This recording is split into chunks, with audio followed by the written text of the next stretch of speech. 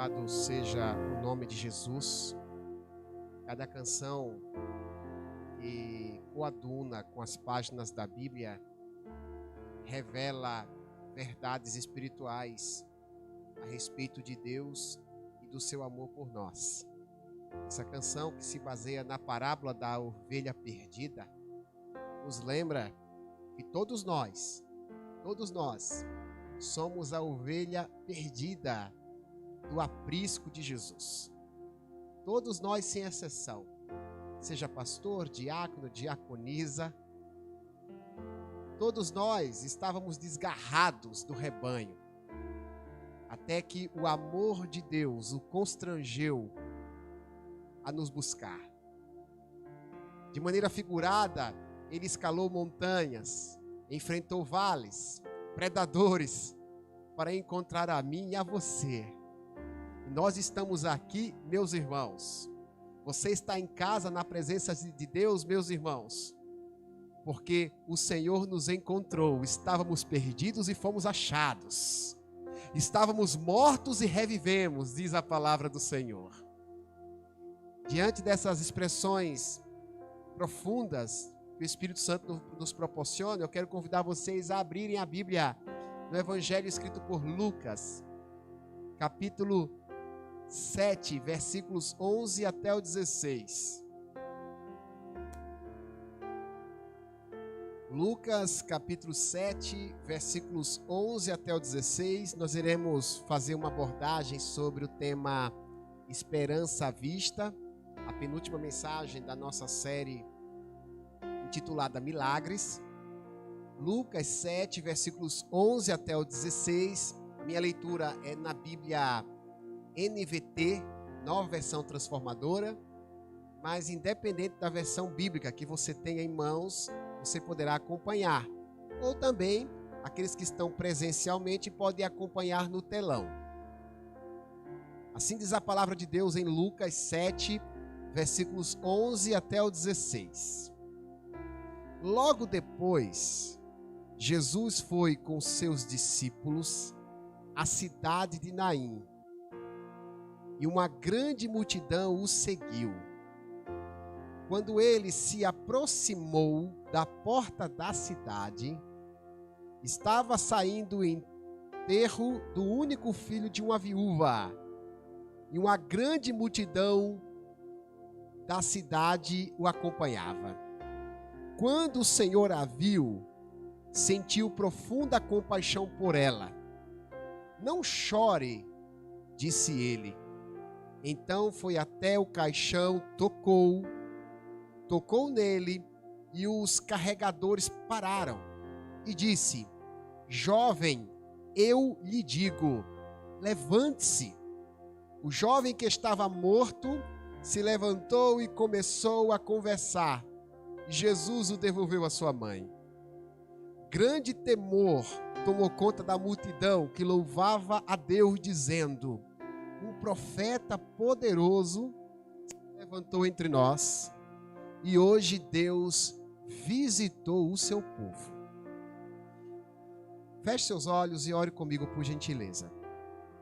Querido Senhor, é muito bom estar na tua presença, poder participar desse culto. É um momento assim ímpar, onde o Espírito Santo nos traz a presença do Senhor para relembrarmos o quanto somos amados, o quanto somos especiais. Quero nesse momento, Senhor, pedir a tua bênção para também observarmos a tua palavra que é rica, verdadeira e fiel. Tua palavra que transforma, a tua palavra que cura, a tua palavra que liberta. Querido Deus, não se trata de uma ciência humana que pode ser compreendida à luz de uma compreensão dos homens. Trata-se, meu Deus, de uma ciência sobrenatural, coisas do Espírito, e coisas espirituais só podem ser compreendidas espiritualmente. Fala com a gente, Senhor, que o teu coração esteja conectado com o nosso coração, e vice-versa. Haja uma conexão profunda entre nós, réis mortais, e o Deus Todo-Poderoso, que habita nas regiões dos céus. Abençoa-nos, ó Deus, com essa palavra, em nome de Jesus. Em nome de Jesus. Vocês podem tomar assento, irmãos, por favor? Sejam todos mais uma vez bem-vindos, vocês que estão aqui com a gente no templo, vocês que estão em casa. Como disse, a gente vai dar sequência a mais uma mensagem da nossa série Milagres. O Espírito Santo está nos lembrando algumas obras extraordinárias realizadas por Jesus, que servem de bênção para a nossa vida. Não apenas para acreditarmos que milagres existem, mas para observarmos as coisas que aconteceram em torno do milagre. Preste muita atenção nisso. O milagre não é a única bênção que a palavra de Deus nos ensina, mas as coisas que sucederam o milagre, as coisas que antecederam o milagre, podem nos ensinar grandes verdades espirituais e como alcançarmos os favores de Deus. Como disse agora há pouco, tema da mensagem: esperança à vista. Nada pior para uma mãe que sepultar o seu único filho, sobretudo se noutra ocasião tenha sepultado seu amado esposo. Aquelas que desfrutam o ministério materno podem se identificar com essa mãe da história bíblica. Porque nada pior para uma mãe do que ter que enterrar o seu próprio filho, principalmente se este for o seu único filho. Era essa a situação da mulher descrita em Lucas capítulo 7, versículos 11 ao 16. A mulher mencionada nesse texto carregava no peito uma dor indescritível, uma perda irreparável. Apesar da dor que esta mulher sentia, o texto diz que durante o cortejo fúnebre, ela se deparou com Jesus. Esse encontro com Jesus foi registrado na Bíblia para nos ensinar uma grande verdade.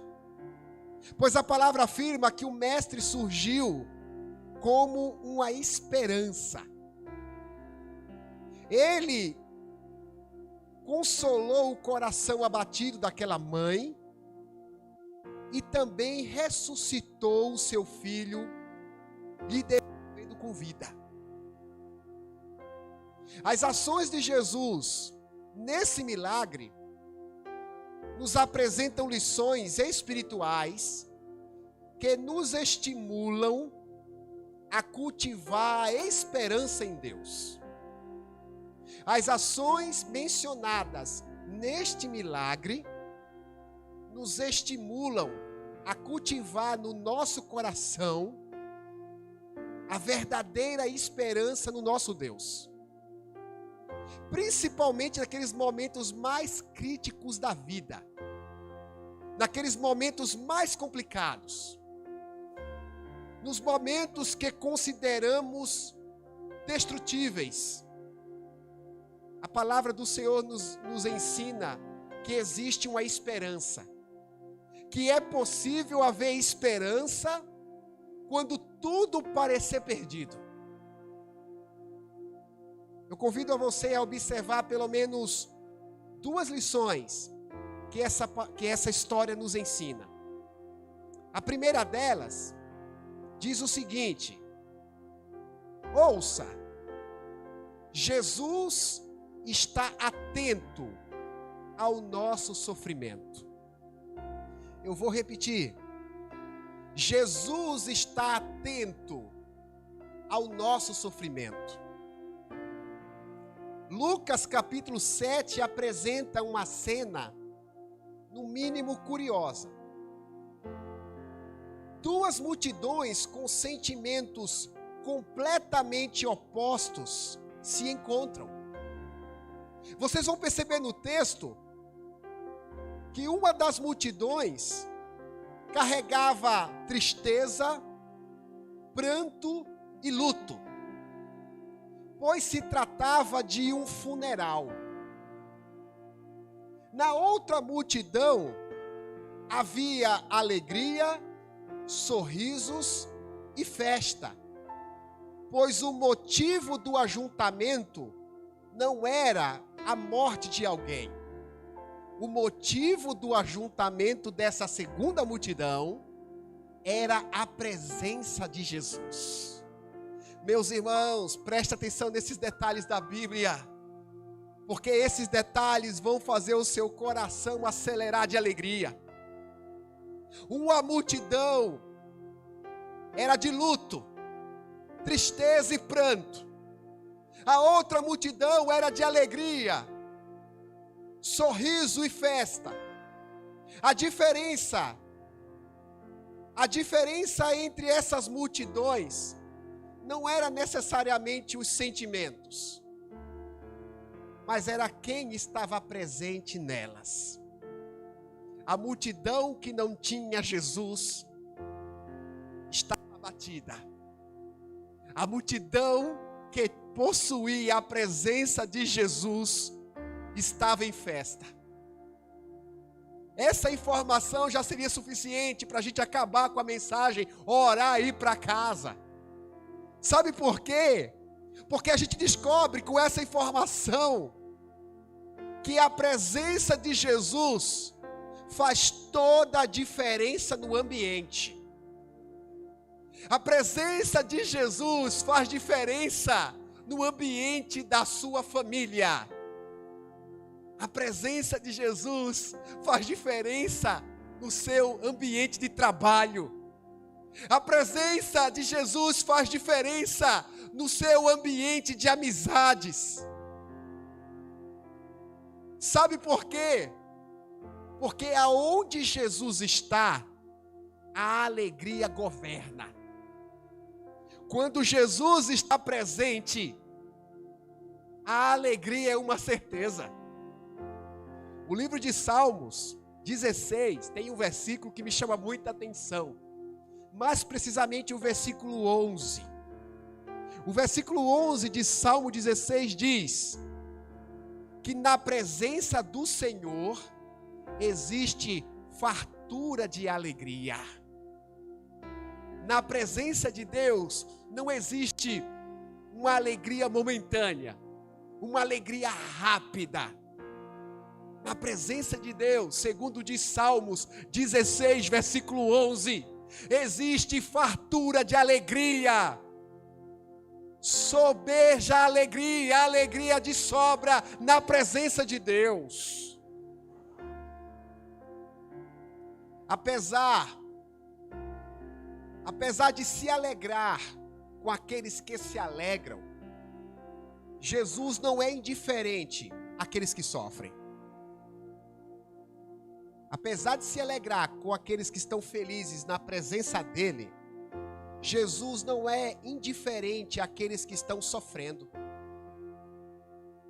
Se vocês observarem no texto, enquanto Jesus estava rodeado de alegria com a sua multidão,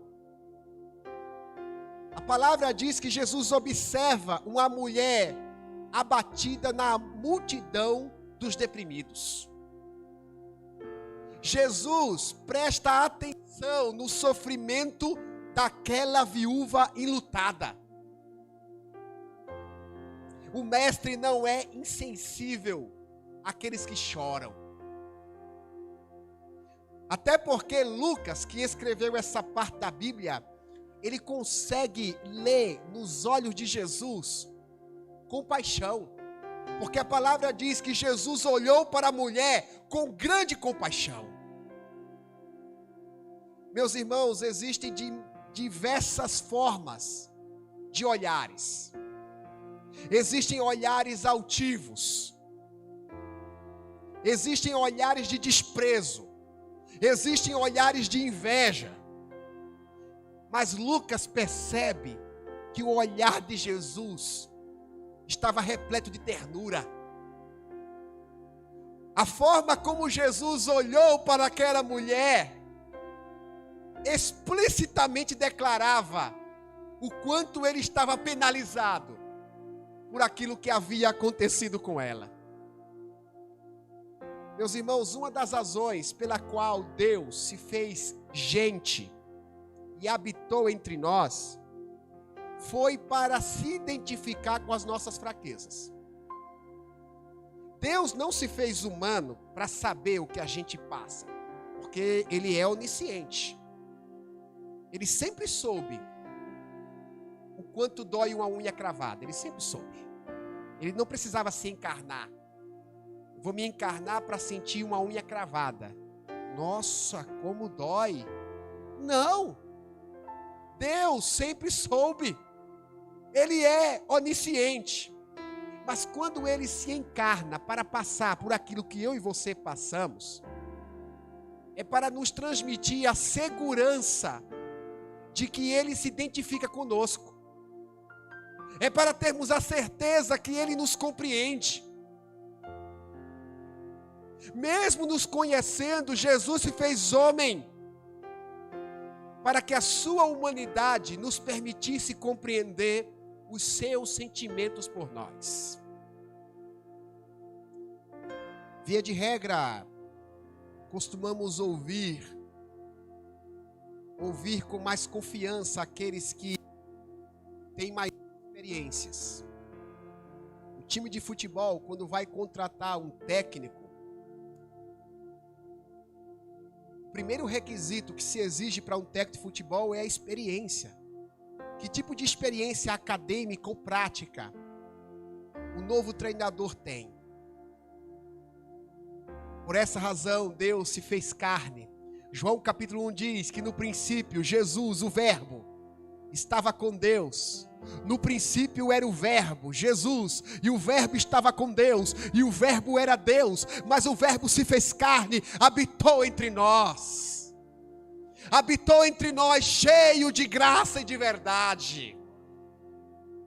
Tem um livro interessante chamado Deus dos Pés Sujos. Nosso Deus é o Deus do pé sujo.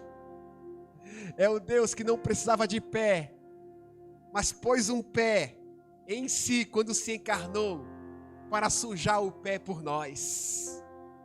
O Deus dos pés empoeirados. Queridos irmãos, Deus se fez carne para que nós nos identificássemos com Ele, para que confiássemos que Ele nos compreende. Hebreus 4, versículo 15 e 16, chama Jesus de sumo sacerdote. E esse sumo sacerdote que Hebreus menciona, é apresentado da seguinte maneira, preste atenção no texto. Hebreus 4, 15 e 16. Nosso sumo sacerdote entende nossas fraquezas, pois enfrentou as mesmas tentações que nós, mas nunca pecou. Assim, aproximemo-nos com toda a confiança do trono da graça, onde receberemos misericórdia e encontraremos graça para nos ajudar quando for preciso. Esse texto nos ensina que quando estivermos abatidos, deprimidos ou desanimados, devemos nos lembrar que existe alguém que se importa conosco. Alguém se importa com você. Alguém se importa com aquilo que você passa. Sabe o nome desse alguém? Como é difícil dizer. Como é difícil entender. A Bíblia é clara e maravilhosa. Esse alguém que se importa conosco é Jesus de Nazaré. Ele é a nossa esperança. Existe uma esperança à vista, e essa esperança chama-se Jesus. Em primeiro lugar, vocês ouviram que Jesus está atento ao nosso sofrimento. Segundo lugar, ouça-me. Jesus pode mudar o que está acontecendo. Você crê nisso? Jesus pode mudar o que está acontecendo com você. Jesus pode mudar o que está acontecendo lá na tua rotina. Se você ler o texto de Lucas 7, você vai perceber outro detalhe. Você vai perceber a abordagem de Jesus para com aquela mulher. Jesus a olha com compaixão, se aproxima dela e a interpela. E nesse diálogo, as palavras usadas pelo mestre revela as suas intenções para com aqueles que estão sofrendo. Olha o que Jesus diz para a mulher em Lucas 7. Mulher, não chores. Meus irmãos, Jesus ele não está proibindo lágrimas. Não é pecado chorar. Tudo que Jesus faz é intencional. Jesus é didático e pedagógico. Quando Jesus diz não chore, ele tá revelando uma verdade profunda. Ele está dizendo com essas palavras que não quer ver ninguém chorando de tristeza. Jesus chega para a mulher e diz: não chore. Eu não tenho prazer na sua dor. Eu não tenho prazer no sofrimento. A prova disso é que logo após emitir essas palavras de consolo, Jesus vai em direção ao caixão. Jesus vai em direção ao defunto. A Bíblia diz que Jesus toca no caixão. Algumas Bíblias chamam de esquife. Jesus toca no recipiente que carregava o defunto. Segundo a tradição, um judeu não poderia tocar no ambiente de um morto. Não poderia tocar nem no morto e nem nos objetos que estivessem em volta de um morto. Mas nós não estamos falando de um judeu qualquer. Nós estamos falando do Deus que se fez carne. Jesus toca, não toca por curiosidade, não toca por solidariedade, não. É muito comum no cortejo fúnebre os amigos se oferecerem para carregar o caixão do falecido. É muito comum, eu já fiz isso. É uma maneira de prestar homenagem à memória de quem morreu. Não é essa a intenção de Jesus. Jesus não quis apenas prestar uma homenagem ao morto. Jesus estava promovendo uma mudança naquele ambiente. Pois a Bíblia diz que Jesus toca, e o toque do Salvador é milagroso, porque imediatamente o garoto ressuscitou e foi devolvido com vida à sua mãe. Os versículos dizem que o garoto, quando ressuscita, ele passa a conversar. Ele passa a conversar com as pessoas. É muito importante a Bíblia fazer questão de deixar claro esse diálogo, para ninguém pensar que era uma alma penada, para ninguém sair correndo. Não, o garoto acorda. Talvez ele tenha acordado dizendo: eu estou com fome. Que tal o hambúrguer? Se fosse nos nossos dias, talvez o garoto dissesse: eu estou louco para jogar videogame. Tem futebol segunda-feira? Eu quero jogar futebol. Irmãos, o garoto é despertado com a vida que possuía antes. Não há uma meia ressurreição. Jesus resolve o problema por completo. Lembra da multidão cheia de tristeza? Tinha duas multidões. A multidão festeira, com a presença do mestre, e a multidão abatida. Nesse momento, irmãos, a multidão outrora tomada de tristeza se transforma num ambiente de júbilo e regozijo. Meus irmãos, a presença de Jesus mudou o ambiente daquela multidão. Uma das verdades maravilhosas dessa história é que Jesus tem poder para mudar toda e qualquer circunstância. Acredite, meus irmãos, a solução para tudo, inclusive para a morte. Já ouviu esse ditado? Existe solução para tudo, menos para a morte? Esse ditado está incompleto. a solução para tudo, inclusive para a morte. Porque quando Jesus ressuscitava as pessoas, ele estava dizendo que tinha autoridade sobre a morte, porque ele é Senhor da vida. Não importa qual seja a situação pela qual estejamos passando, não importa. Não importa o problema que você esteja passando, podemos confiar em Jesus, porque Ele tem todo o poder. Mesmo quando se trata da perda de um ente querido, ouça isso, meu irmão de casa, você que está aqui, eu preciso dar ênfase a essa qualidade de Jesus, que é dar jeito na morte. Mesmo quando se tratar de um ente querido, existe solução. Existem duas ações possíveis quando o ente querido morrer. Uma delas, o que aconteceu aqui com o filho da viúva, a ressurreição. Jesus pode, acredite, nos dias de hoje, pode. Como é que a gente sabe? Aí é que está, nós não sabemos se Jesus vai agir assim. O dia que Ele quiser ressuscitar, irmão, prepara teu coração para não se assustar e pensar que é fantasma. Para você não sair correndo do cortejo fúnebre. O dia que você estiver ali participando de um culto fúnebre, olha, esteja preparado para tudo, porque Deus pode ressuscitar o defunto, Ele pode. Ele é Senhor, Ele é tremendo. Mas existe uma segunda ação de Jesus para dar jeito na morte, sabe qual é? É consolar o coração daqueles que perderam alguém, lembrando-os da ressurreição do último dia. Certa feita, o mestre declarou o seguinte: eu sou a ressurreição e a vida. Quem crê em mim tem a vida eterna, e eu o ressuscitarei no último dia. Todas as vezes que Jesus ressuscitou as pessoas que fizeram parte dos seus milagres da ressurreição, Ele estava apontando para o último dia. Jesus não ressuscitou todos que morreram na sua época. Teve gente que morreu e foi sepultada, Jesus não ressuscitou. Quer ver uma prova disso de alguém próximo de Jesus? O pai adotivo de Jesus, José. Onde é que você vê José nos evangelhos?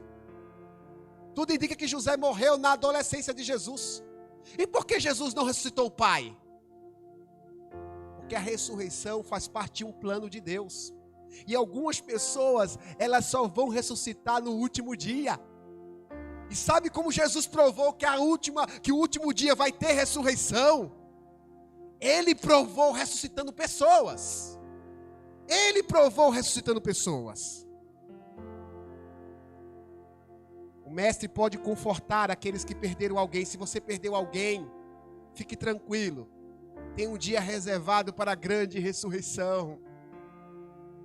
Seja qual for o teu problema, de repente não é morte, é um outro problema. Acredite, Jesus pode dar jeito. O mundo pode desabar, mas devemos continuar confiando em Jesus, pois Ele é a nossa esperança. Após esse milagre, um grande temor tomou conta de todos. Se você ler no finalzinho, versículo 16 diz que quando Jesus realiza o milagre, um grande temor tomou conta de todos. As pessoas louvavam a Deus dizendo: um profeta poderoso surgiu. Um profeta poderoso se ergueu. E Deus visitou o seu povo. Todos compreendiam que Deus estava presente. Meus irmãos, precisamos lembrar com essa palavra que Deus está presente. Deus continua visitando o seu povo. E Ele, quando nos visita, Ele nos visita em direção àqueles que estão abatidos e flagelados. Aqueles que precisam de alento serão visitados por Deus. Tenhamos esperança, pois além de se compadecer de nós, Jesus é poderoso para mudar qualquer situação. Isaías 9, versículo 6, é um texto profético, que foi escrito mais ou menos 700 anos antes de Jesus aparecer. O profeta está dizendo como seria o Filho de Deus. E o profeta Isaías diz o seguinte: um menino nos nasceu, um bebê, um filho se nos deu, e as nações, os governos estarão nos seus ombros, e o seu nome será maravilhoso, Conselheiro, Deus forte, Pai da eternidade, Príncipe da paz. Jesus é maravilhoso, irmãos. A palavra maravilhoso indica que ele faz maravilhas. Maravilhas quer dizer milagres. Vamos ficar em pé, meus irmãos, para nós nos alçarmos em busca dos milagres de Deus. Jesus ressuscitou o filho da viúva de Naim.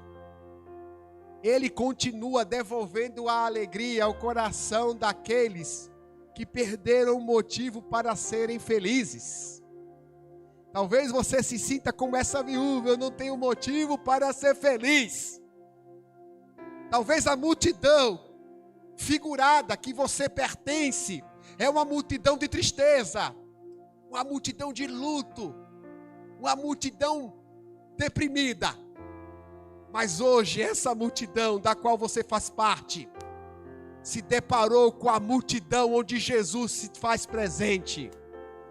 E quando Jesus se faz presente, coisas extraordinárias acontecem.